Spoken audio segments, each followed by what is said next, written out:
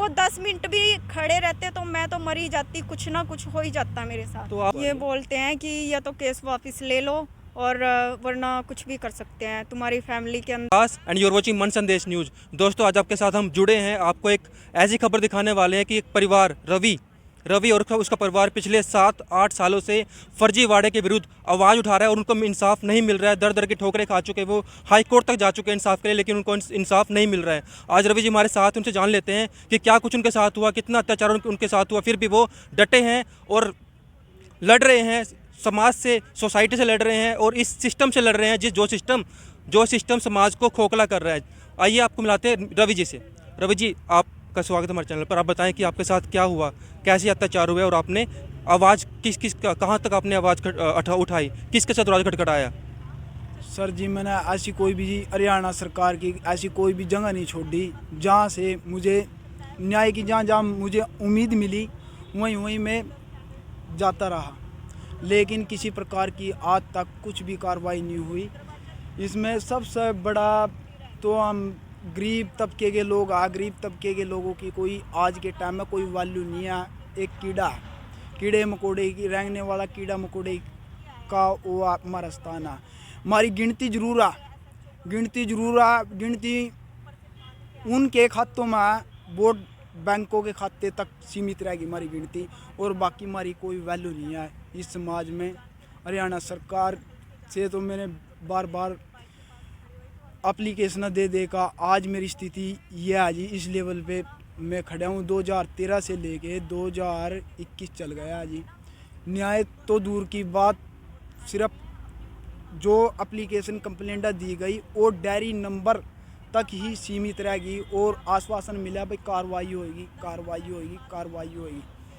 कोई भी कार्रवाई किसी प्रकार का कोई गरीब व्यक्ति की कोई वैल्यू नहीं है। जो मेरे द्वारा सीएम विंडो लगाई गई थी फर्जीवाड़े के खिलाफ, फर्जीवाड़े से संबंधित मामला मैंने सीएम विंडो में पहुंचाया था, उस पर किसी प्रकार की कोई भी कार्रवाई नहीं हुई, मेरे साथ पक्षपात किया गया। तो ये आपको बता दें कि ये जो मामला समोरा गांव का है। समोरा गांव में जो पंप ऑपरेटर हैं, समोरा गांव में जो सूबे सिंह पंप ऑपरेटर हैं, उनके खिलाफ इन्होंने आवाज़ उठाई है। उन्होंने इनके परिवार के ऊपर काफ़ी अत्याचार किए हैं। जो पूरा मामला है शुरू से आपको बताते हैं कि रवि जी और उसका परिवार, उसके फादर जो हैं मालिक कम चौकीदार थे गांव के ही, समोरा गांव के ही पंप में, जहां पर पंप ऑपरेटर सूबे सिंह जी से जिनको क्वार्टर मिला हुआ था, क्वार्टर में वो रहते थे। लेकिन कुछ टाइम के बाद वो क्वार्टर जो है रवि जी और इनकी फैमिली को जो है अलॉट कर दिया गया, जिसके बाद जो वहाँ पर, जैसा कि बताया गया, जो वहाँ पर गलत काम होते थे उस क्वार्टर में, वो कहीं ना कहीं बंद हो गए, जिसके खिलाफ सूबे सिंह पंप ऑपरेटर ने अपने साथियों के साथ मिलकर इनके परिवार पर वारदात की और कोशिश की कि इनकी आवाज़ को दबा लिया जाए। जान लेते पूरा मामला क्या है। उन्होंने समोरा गांव में जब आप रहते थे उसके बारे में बताइए पूरा मामला। जी 2009 में हम समोरे में आए थे जी। वैसे हम खेड़ी मान सिंह के निवासी है जी। तो 2009 में जो क्वार्टर थे, मेरे पिताजी एमसीसी मालिक कम चौकीदार हैं, उसके नाम अलाट हो गए थे। तो उसके बावजूद सूबे सिंह वहाँ ड्रिंक वगैरह करते थे, वो पाल्टीबाजी ठट्टाबाजी करते थे। उसका जो काम था, अश्लील हरकत थी। हमारे जाने के बाद उस पर रोक लगने पर उसने जो मेरे पिताजी के साथ वो रंजिश रखने लगा। मैं 2013 में 14 अगस्त को मेरी सिस्टर पर हमला करवा। पिताजी का नाम बताइए क्या था? श्री हंसराज जी। श्री हंसराज जी थे, जो कि मालिक कम चौकीदार थे। ठीक बोल रहा हूँ सर मैं? जो कि मालिक कम चौकीदार थे गांव समोरा के ही पंप में, जहां पर सूबे सिंह पंप ऑपरेटर थे। उन्होंने इनके परिवार पर वारदात की। मेरे पिताजी थे जो फील्ड के कर्मचारी थे, सूबे सिंह के साथ कोई लेना देना नहीं था उनका, बस वो अपने पंप तक सीमित रहते। उन्होंने हमारे स्टाफ क्वार्टर मिले हुए थे, मेरे परिवार को उत्पीड़ना, वे शराब पीते थे, उसके बाद ठट्टाबाजी, वहाँ से पाल्टीबाजी करते थे, नमकीन बिस्कुट वगैरह वगैरह की मांग करते थे, प्याज की मांग करते थे, सलाद की मांग करते थे। आपके घर से बोलते थे कि प्याज लेके आओ, सलाद लेके आओ, बिस्किट लेके आओ, अपनी वहाँ पे जो आवारागर्दी अय्याशी करने के लिए? अय्याशी करने के लिए। नहीं तो नहीं मैं कुछ भी कर सकता हूँ। मैं पब्लिक हेल्थ मिनिस्टर का आदमी हूँ और मेरी तुत्ती बोलती है। डिपार्टमेंट के जो बंदे हैं मेरे से डर कर रहते हैं और नहीं मैं कुछ भी कर सकता हूँ और कब मैं आपको इन क्वार्टरों से भी उठवा सकता हूँ अपना और कड़ी जो जहाँ भी आपको ठीक लगे वहाँ चले जाओ। हमने तो सोचा भाई चलो कुछ नहीं है, चलो कोई बात नहीं। 2013 में 14 अगस्त को मेरी सिस्टर पर वारदात को अंजाम दिया। तो देखिए जैसा आपके बताया आपको कि जब उनकी वहाँ पर अयाशी बंद हो गई, जब उनकी आवारागर्दियाँ बंद हो गई, तो उसके बाद धमकियाँ मिली परिवार को, पीड़ित परिवार को धमकियाँ दी गई, उनके बच्चों को धमकियाँ दी गई और इनके फादर साहब को भी धमकियाँ दी गई जो कि वहाँ पे मालिकम चौकीदार थे जिनको कि अलॉट हुआ था। लेकिन बात यही नहीं रुकी, इनकी बहन पर भी, जो बेटी थी घर की, उसके ऊपर भी हमला किया गया। और हमला भी ये नहीं कि एक दो ने हमला किया, जब वो बेटी परिवार में अकेली थी तब 4 युवक आते हैं और परिवार तो बाहर होता है, इनके भाई स्कूल कॉलेज गए थे, फादर साहब इनके ऑफिस गए थे, तब होता क्या है कि बिटिया पर जो घर पे अकेली थी उस पर हमला किया गया डराने धमकाने के लिए। बिटिया हमारे साथ है, उनसे जान लेते हैं कि उनके साथ क्या हुआ। सर 14 अगस्त 2013 को मेरे साथ वारदात हुई। मैं घर पे अकेली थी, भाई बहन कॉलेज गए हुए थे, पापा ड्यूटी पे कैथल गए हुए थे और मम्मी हिमाचल गई हुई थी। तो सूबे सिंह ने मेरे पे वारदात करवाई है, जो कि मेन रोड पे खड़ा हुआ था और अज्ञात 4 लड़के थे जिन्होंने ब्लैक कलर के फेस पर कपड़े बांधे हुए थे। तो सूबे सिंह उन लड़कों से बातचीत करके, मौके पे बातचीत करके, इशारा करके घर की तरफ, और वहाँ से चला जाता है इंद्री की तरफ। मुझे नहीं पता वो इंद्री की तरफ गया है, कहाँ गया है। एक लड़के को मैं शक्ल से पहचान सकती हूँ जो बाइक के पास खड़े हुए थे, उनके फेस पे कुछ नहीं बंधा हुआ था। तो वो लड़के गाँव के ही थे? सर वो लड़के बाहर के ही थे, जो उनका चलने का तरीका था वो बाहर का था। जो गांव का तरीका होता है लड़कों का वो अलग से पता चल जाता है। वो लड़के बाहर के ही थे और वो लड़के कुछ भी कर सकते थे सर, कुछ भी हो सकता था मेरे साथ। तो उसके बाद मैंने उन लड़कों को देखा, एक सती का थान है, वो लड़के वहाँ पे खड़े हो जाते हैं। जैसे सड़क से कोई भी ट्रैफिक वगैरह गुजरती तो वो नीचे बैठ जाते फिर उठ जाते। उसके बाद फिर वो लड़के मेरी तरफ घूरने लग गए। मैंने जब देखा, मैंने कहा अगर पंडितों के लड़के होते तो ये सतियों पे, मैंने कहा धोख मारने के लिए आते, फेस पे कपड़े नहीं बंधे हुए होते। तो मैंने सोचा कुछ ना कुछ गड़बड़ है। मैं उनको देख के डर के मारे, उस टाइम मेरे को कुछ समझ नहीं आया कि मैं क्या करूं। मैं मौके पे अपने दरवाजे के अंदर गई, मैंने बाहर की कुंडी लगा दी। मेरे को नहीं पता था वो दीवार के ऊपर से फांद के आ जाएंगे। पीछे आंगन है जो बैक साइड है, वो बैक साइड से आए वो लड़के कूद के। आवाज़ आई है 4 लड़कों की कूदने की, जो अंदर एंट्री की हुई थी। उन्होंने दरवाज़ा तोड़ने की कोशिश की और उन्होंने ज़ोर ज़ोर से अश्लील व जलील गालियाँ दी मुझे। तो मैंने मौके पे 1091 पे महिला हेल्पलाइन पे फ़ोन किया, जिसका मुझे तुरंत जवाब मिला। उन्होंने मुझे कहा बेटा क्या आपकी एज कितनी है? उस टाइम मेरी एज 15 के लगभग थी, 15-16 के लगभग एज थी उस टाइम, 17 के आसपास। तो फिर उन्होंने कहा बेटा तू दरवाज़ा मत खोलना और पुलिस आ रही है। कहते हैं तुम्हारा थाना कौन सा पड़ता है? उस टाइम थाना एक रंबा चौकी भी थी उस टाइम और थाना इंद्री भी पड़ता था। तो फिर मौके पर उसी टाइम उन्होंने फ़ोन किया, उन्होंने कहा बेटा दरवाज़ा मत खोलना। जब उन्होंने पीछे से आवाज़ सुनी तो मैडम ने सीनियर को, अपने बड़े जो सीनियर ऑफिसर है उनको फ़ोन दिया। उन्होंने कहा सर लड़की के साथ कुछ भी हो सकता है, सर लड़की बहुत छोटी है और घर पे अकेली है, इसके अलावा कोई नहीं है घर पे, और लड़कों की आवाज़ें आ रही है पीछे से, सर लड़की के साथ कुछ भी हो सकता है। तो फिर उन्होंने मेरे को हौसला दिया, कहता है बेटा दरवाज़ा मत खोलना, पुलिस आ रही है। तो बार बार मैंने महिला हेल्पलाइन पर 1091 पे फ़ोन भी किया, उनके फ़ोन भी आए महिला हेल्पलाइन पे। तो फिर उन्होंने मौके पर मेरे को बोला बेटा तू घबराना मत, पुलिस आ गई। उसने कहा चल चल, गंदी और अश्लील गालियाँ दी हैं उन लड़कों ने कि चल चल फंसेंगे, हम फंसेंगे, उसका क्या बिगड़ेगा, सूबे सिंह का क्या बिगड़ेगा। उसने अपने मुँह से उस लड़के ने ऐसी बात वर्ड निकाला है। तो फिर उसके बाद क्या हुआ, मौके पर पुलिस आई, गौरवपुनी SHO ने दीवार को फांद के आए हैं, ऊपर से कूद के आए हैं। उन्होंने मौके पे देखा है कि लड़की अकेली है, उन्होंने दरवाज़ा खुलवाया। मेरी स्थिति इतनी गंभीर थी, मैंने बाहर से आवाज़ें भी चिंकी चिल्लाई तो खून निकल रहा था नाक से भी और गले की नसें बिल्कुल खिंची हुई थी पूरी तरीके से। उन्होंने मौके पे आया, पुलिस वालों ने पूछा बेटा तू किसी को जानती भी है? उन्होंने SHO गौरवपुनी SHO ने उसी टाइम तुरंत के तुरंत इन्वेस्टिगेशन की। उन्होंने दीवारों पे उतरने के चढ़ने के निशान देखे और उसी टाइम गौरवपुनी SHO ने भी एक वीडियो बनाई वीडियो बनाने के बाद बाहर निशान थे, जो खेत था बिल्कुल भाया हुआ था, वहाँ पे भी जूतों के निशान थे, वहाँ पे भी उसने वीडियो बनाई। उसके बाद उसने कहा दोषीगण को जानती है कि कौन है, किसने ये वारदात करवाई है आपके साथ। मैंने कहा सर मैं एक लड़के को शक्ल से जान सकती हूँ और मैं उस सुबे सिंह को भी जानती हूँ अच्छे से, जिन्होंने इशारा किया था और सारा काम उसी का ही करा हुआ है सर, उसी ने ही किया है मेरे साथ ये सब। और वो लड़का भी जो बाइक के पास खड़ा हुआ था, मैंने कहा उसको मैं शक्ल से जान सकती हूँ कि वो कहाँ, मतलब कि उन्होंने मेरे को ये भी पूछा कहाँ से है वो लड़के, बाहर के थे या। मैंने कहा सर ये गांव के नहीं लगते, ये बाहर के ही थे लड़के सर, मेरे साथ कुछ भी हो सकता था।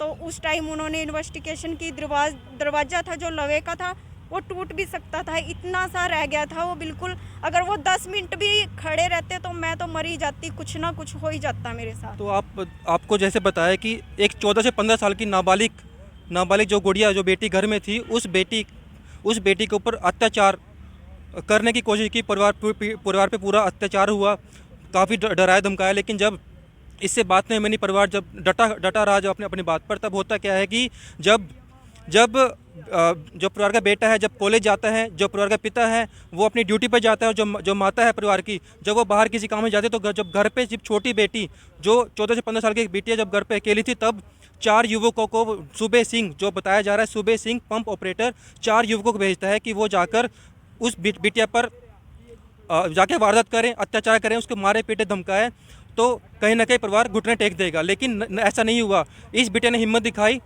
आप दिखाएं, इस बेटे ने हिम्मत दिखाई, और हिम्मत दिखाते हुए इन्होंने तुरंत, आप देख सकते हैं 14 से 15 साल की बिटिया, उन्होंने तुरंत फ़ोन किया 1091 पर। इन्होंने आपको बता दें कि काफ़ी अटैम्प्ट इन्होंने किए कॉल करने के, 1091 की बजाय इनसे बार 10,091 जो है डायल हो रहा था, लेकिन फिर भी इन्होंने हिम्मत नहीं आ रही, हिम्मत बनाए रखी, अपने आप को संभाला किसी तरह। आप देख सकते हैं सामने 4 समाज के ऐसे लोग जो कि समाज में रहने लायक नहीं है, वो लोग बाहर खड़े हैं, दरवाज़ा तोड़ने की कोशिश कर रहे हैं और छोटी बच्ची को डराने की कोशिश कर रहे हैं। उसके बावजूद अपने आप को संभाला और 1091 पे कॉल करने में कामयाब हुई। तब इमीडिएटली वहाँ से इनको रिप्लाई मिलता है, और जो थाना लगता है समोरा गांव का, वहाँ पर थाने में इमीडिएटली रिस्पॉन्स किया जाता है, क्योंकि एमरजेंसी ये एक जो कॉल थी, इस इमरजेंसी कॉल पे स्विफ्ट एक्शन लिया जाता है। उस एक्शन के बाद एक पूरी की पूरी टीम पुलिस फोर्सेस की लोकल थाने से पहुंचती है समोरा गांव में, पंप जहां पर ये इनका जो कि इनका घर था वहां पर पहुंचती है, जो कि इनका क्वार्टर था वहां पहुंचती है। उसके बाद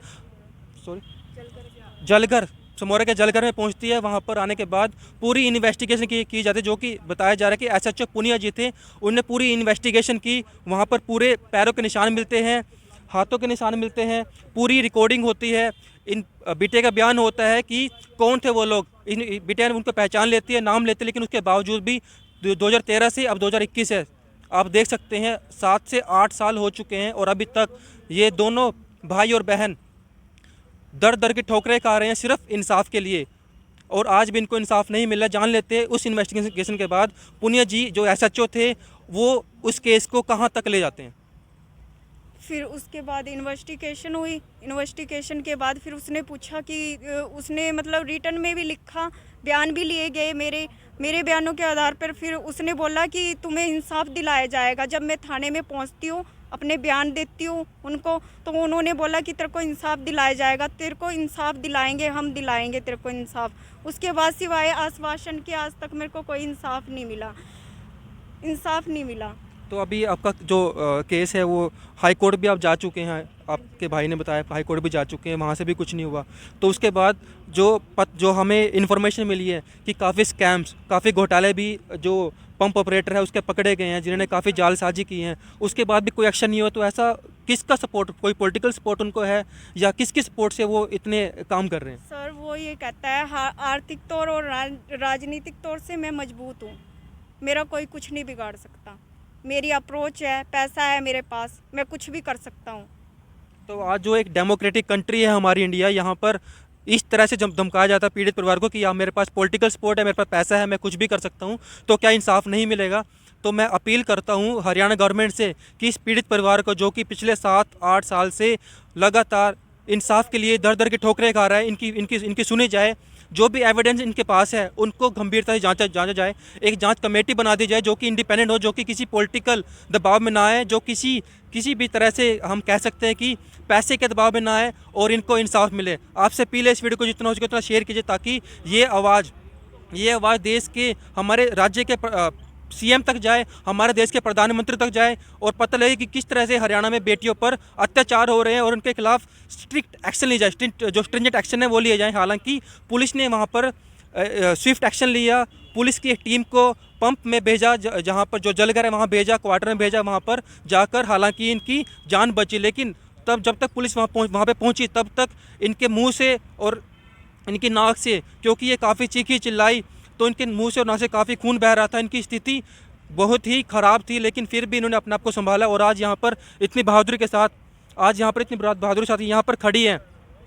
पर खड़े हैं और आप देख सकते हैं कि अभी तक डटे हैं अपनी बात पर। किसी भी तरह के पॉलिटिकल और फाइनेंशियल, इनको हालांकि यह भी बोला गया कि आपको हम पैसे दे देते हैं, आप इस केस को यहीं बंद कर दीजिए, आप आगे अप्रोच मत कीजिए, लेकिन इनको चाहिए सिर्फ इंसाफ। क्योंकि देश में ऐसे लोग भी हैं जो कि पैसे से ज़्यादा इंसाफ में की कदर करते हैं, जिनको देश का लोकतंत्र पर विश्वास है, देश के इंसाफ पर विश्वास है, देश की कोर्ट पर विश्वास है। तो आपसे अपील है इस वीडियो को जितना हो सके उतना शेयर कीजिए। आप क्या कहना चाहेंगे 2 शब्द हमारे चैनल के माध्यम से जनता को और अपनी सरकार को? आपको इंसाफ मिले, आप क्या कहना चाहेंगे? देश के प्रधानमंत्री तक भी आप जाएंगे अगर इंसाफ नहीं मिला? अगर इंसाफ नहीं मिला तो जहाँ जहाँ हमें ये लगेगा, उम्मीद होगी कि हाँ हमें यहाँ से इंसाफ मिल सकता है तो हम वहाँ जाएंगे। जब अब तक जा रहे हैं तो आगे भी जाएंगे। आज तक 2013 से लेके अब तक 2021 तक हम लड़ते आए हैं, हमें सिवाय आश्वासन के कोई भी इंसाफ नहीं मिला है। जहाँ से हमें उम्मीद होगी कि यहाँ से हमें इंसाफ मिलेगा तो हम जरूर जाएंगे। रवि जी भी हमारे साथ है। इन्होंने काफ़ी जो है जाल, जो कि हम कह सकते हैं स्कैम पकड़ा है इन्होंने, जो कि पंप ऑपरेटर सूबे सिंह, उनके खिलाफ स्कैम पकड़ा है। इन्होंने आरटीआई लगाई है इनके पास, हालांकि सारे दस्तावेज हैं, सारे एविडेंस इनके पास, फिर भी सूबे सिंह जो पंप ऑपरेटर है उनके खिलाफ कोई भी एक्शन अभी तक नहीं लिया गया। जान लेते एक बार इनसे। सर जी, मैंने 2020 में आरटीआई लाई थी फरवरी में, जिसमें बहुत तकड़ा खुलासा हुआ। इसने 50,000 रुपये के तो इन्फ्रेंस्ड बिल क्लेम किया है। और तो मोटर चलती थी नहीं, उसको ये वो दिखाता था भैया जलगी, उसको भी मान ले जड़ी हुई दिखा के पीछे की रिकवरी कर रहा था। मतलब हर महीने वो करीब 20 से 50,000 का चूना सरकार को लगा रहे थे। ऐसा ये ज़्यादा ऐसा जी, जो मान ली रिकॉर्ड के अनुसार तनख्वाह का तो वो अपनी हाथ ही नहीं लावा था। बाकी के जो फर्जी कोई लैंड लून कोई स्पेयर में पड़िया उसने बेच का खा जाता जी, दूर की पूरी लाइन ना खा जाता जी, उसको बेच देता था। तो अभी सूबे सिंह पे अभी तक कुछ एक्शन लिया गया? उसको सस्पेंड तक नहीं किया गया? उसको सस्पेंड तो दूर की बात जी, इसमें एक कमेटी बिठाई गई थी, कमेटी का गठन हुआ था। SIT कमेटी जो भी है मान लो वो बिठाई गई थी, मेंबर बनाए गए थे, 4-5 मेंबर आए। मुदई रवि कुमार मुदई को बुलाया नहीं गया, सूबे सिंह को बुलाया, भाई ये तो इस तरह बचेगा, सलाह मशूरा करके आपस में ही एक कमेटी बनाकर 4 दीवारी के अंदर, तो उसमें अपना लिख पढ़ कर उसको क्लीन चिट दे दीजिए। मुदई को बुलाया नहीं जी, और मेरी CM विंडो बंद करवा दीजिए। तो जैसा बताया कि इनके पास सारे एविडेंस थे, इन्होंने मुकदमा दर्ज कराया। उसके बाद एक SIT गठित होती है, जो SIT आती है वो रवि को पीड़ित को सपोर्ट ना करने के बजाय सूबे सिंह को सपोर्ट करती है और उसको किस तरह से बचा जाए ये सारे रास्ते बता देती है। तो आप देख सकते हैं कि कितना पॉलिटिकल और फाइनेंशियल वो स्ट्रॉन्ग था, जो कि SIT टीम को भी उसने खरीद लिया। हम तो यही कहेंगे खरीद लिया, क्योंकि जो एलिगेशन है वो यही है कि SIT ने इनको सपोर्ट किया और उनको अभी तक सस्पेंड तक नहीं किया गया इतने एलिगेशन लगने के बाद। और स्ट्रॉन्ग एविडेंस है, बेटी यहाँ पे खड़ी है, पीड़ित परिवार यहाँ पे खड़ा है, लेकिन अभी तक कुछ भी एक्शन नहीं लिया गया। क्या कहना चाहेंगे? सर जी, जो CM विंडो थी वो तो फिर बंद करवा दी, उसके बाद मैंने रिफ्रेश डाला, वो एड ऑफिस से ही बंद करवा दिया। आप अंदाज़ा लगा सकते हो CM विंडो की जो एक उम्मीद की किरण थी वो भी बंद होगी जी। तो अभी आप कहाँ पे अप्रोच आपने किया आज? मैंने एक जी लीगल नोटिस भिजवा दिया जी हरियाणा सरकार को, एड ऑफिस पंचकूला चंडीगढ़ को भी भिजवाया।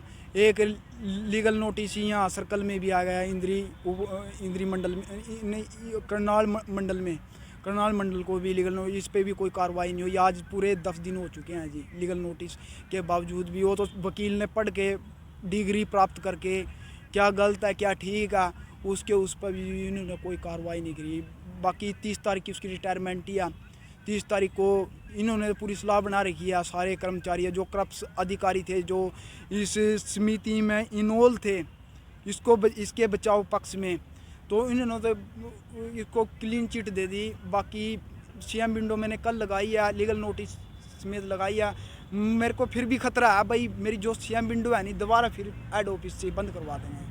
मैं माननीय मुख्यमंत्री से यही बात कहना चाहूँगा, जो सीएम विंडो है, सीएम विंडो एक उम्मीद की किरण है। जो गरीब तबका वो सीएम विंडो पे विश्वास रखता है। सीएम विंडो का मेन उद्देश्य यही था भाई, जो हम चंडीगढ़ नहीं जा सकते तो वो हमारा सीएम विंडो के माध्यम से काम हो जाए। लेकिन जब मैं सीएम विंडो के बारे में सुनता हूँ, सीएम विंडो को सभी के सभी फेक बताते हैं। भाई फेक है, ये राजनीतिक आडंबर है।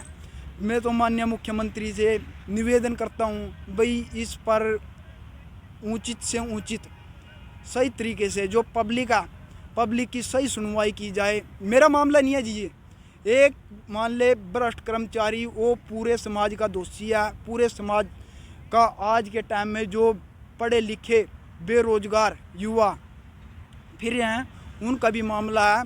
आज 90% जो डिपार्टमेंट है आज ताला लगने की नौबत पर तादार पर खड़े हैं। तो मेरी तो यही हरियाणा सरकार से मांग है, जो यू फर्जीवाड़ा है, ये फर्जीवाड़ा तो सामने आएगा, आज नहीं आएगा, 4 दिन बाद आएगा, 10 दिन बाद आएगा। पक्के लीगल एविडेंस है, कोई दिक्कत नहीं है। मैं तो लड़ लूँगा, हाई कोर्ट का भी दरवाज़ा खटखटाऊँगा, ऐसी बात नहीं है। पूरा प्रयत्न करूँगा मैं। माननीय हरियाणा सरकार से मेरा यही अनुरोध है भाई, हरियाणा सरकार जो ये सीएम विंडो बनाई है नहीं, इस पर गरीब परिवार, पीड़ित परिवार की पूरी जांच, इन्वेस्टिगेशन, मुद्दई को बुलाकर उसके अधिकारों का हनन ना करे और उसको बुलाकर उसकी सही सुनवाई के तहत ही सीएम विंडो बंद होनी चाहिए। वैसे सीएम विंडो बंद नहीं होनी चाहिए। तो अगर मैं कंक्लूड करूँ तो इट कैन मैनिफेस्टेड दैट कि इनके पास पूरा एविडेंस है, येट दे आर फिर भी ये लोग अभी धक्के खा रहे हैं, भटक रहे हैं इंसाफ के लिए। और इनका अपील है देश के प्रधानमंत्री से भी और सभी जो भी हमारे लीगल यहाँ पर टीम है, जो भी लीगल ऑफिसर्स है, सबसे अपील ये लोग कर रहे हैं कि जो सीएम विंडो है वो तब तक बंद ना हो जब तक कि पीड़ित परिवार को इंसाफ ना मिले, जब तक कि पीड़ित परिवार को कोई भी एश्योरेंस ना मिले, आश्वासन ना मिले। आश्वासन से विंडो नहीं बंद होनी चाहिए, उनको कंक्रीट जो है एक्शन हो, जो भी विक्टिम है, जो भी एक्यूज है, उनके खिलाफ एक्शन हो, तभी इसी विंडो बंद जो है की जानी चाहिए। आपसे अपील है इस वीडियो को जितना हो सके उतना शेयर कीजिए ताकि इनको तो जैसा कि अभी मेरे साथ पीड़ित परिवार था, इन्होंने बताया कि जब इन्होंने हाई कोर्ट में अपील की, जब इन्होंने कंप्लेंट की इनकी, तो इनको धमके जो है मिलती आ रही हैं। और 2013 में तो इनके ऊपर एक बार वारदात भी करने की कोशिश की गई और अभी भी इनको धमकियाँ लगातार मिलती आ रही है। बेटी हमारे साथ ये बता देते हैं, मैम क्या धमकी मिलती है आपको? ये बोलते हैं कि या तो केस वापस ले लो और वरना कुछ भी कर सकते हैं, तुम्हारी फैमिली के अंदर भी कुछ कर सकते हैं, हमें खतरा है। कहीं भी हम जैसे बाहर जाते हैं, मतलब ये नहीं है कि हम ये नहीं सोचते कि हम सेफ हैं, बिल्कुल भी हमें तो जैसा कि बता रहे कि ये लोग कुछ भी कर सकते हैं। ये आर्थिक तौर से और राजनीतिक तौर से मजबूत हैं, इनके पास पैसा है, अप्रोच है, ये कुछ भी कर सकते हैं ये लोग। इनसे हमें खतरा है बहुत ज़्यादा। मेरी पूरे परिवार को खतरा है, पूरी फैमिली को खतरा है। तो जैसा कि बताया कि पूरी फैमिली को इनको खतरा है, इनको लगातार कंटिन्यू जो है इनको धमकी मिलती आ रही है। 2013 से एक बार तो परिवार के ऊपर वारदात भी की गई है। तो कहीं ना कहीं इनको पुलिस प्रोटेक्शन भी मिलनी चाहिए इनके परिवार को, क्योंकि जब तक ये पुलिस पहुंचती है तब तक तो बहुत देर हो जाती है इंडिया में, जो कि काफ़ी सब लोग जानते हैं। ऐसा नहीं है कि मैं बोल रहा हूँ, सब लोग जानते हैं कि जब तक पुलिस पहुंचेगी तब तक तो देर हो चुकी होगी। तो कहीं ना कहीं इनको खतरा है, तो इनको पुलिस प्रोटेक्शन भी दी जानी चाहिए। अपील करना चाहूँगा मैं अपने करनाल के एसपी गंगाराम पुणे जी से। आपसे अपील है इस वीडियो को जितना हो सके उतना शेयर कीजिए ताकि इनको इंसाफ मिल सके। मैं विकास का से